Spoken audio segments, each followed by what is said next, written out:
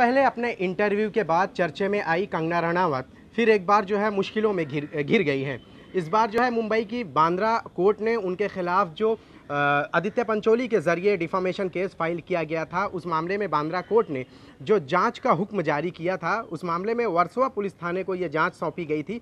पिछले 3 महीने से वर्सोवा पुलिस थाने मामले की जांच करने के लिए जो फिल्म अदाकारा कंगना रनावत हैं उनको थी। हालांकि कई बार पुलिस ने नोटिस पे नोटिस जारी की, लेकिन वो हमेशा बहाना करके पुलिस थाने जाने से, यानी कि इस जांच में जो है मदद करने से साफ इनकार कर रही हैं। लेकिन आज किसी भी तरह से उनको जो है वर्सोवा पुलिस थाने में ये कहकर तलब किया गया है कि जांच ज़रूरी है और उनका रहना बहुत ज़रूरी है। इसलिए आज जो है वो वर्सोवा पुलिस थाने में अपना बयान दर्ज करने और पुलिस के ज़रिए जो पूछताछ है उसमें मदद करने के लिए पहुँच रही हैं।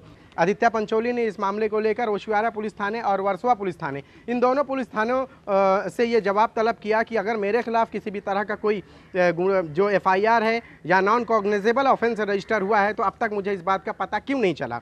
जिसके बाद मुंबई पुलिस ने यह वाजे कर दिया कि उनके खिलाफ कंगना रनावत ने किसी भी तरह की ना ही एफआईआर और ना ही नॉन कॉग्निजेबल ऑफेंस उनके किसी भी पुलिस थाने में रजिस्टर नहीं किया।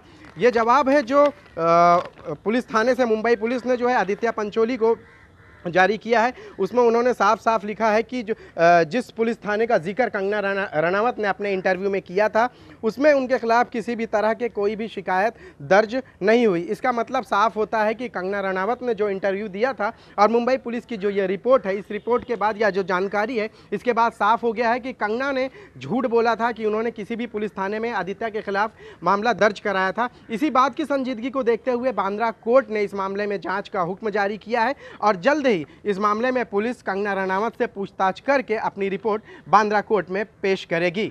मुंबई से ईटीवी भारत के लिए शाहिद अंसारी।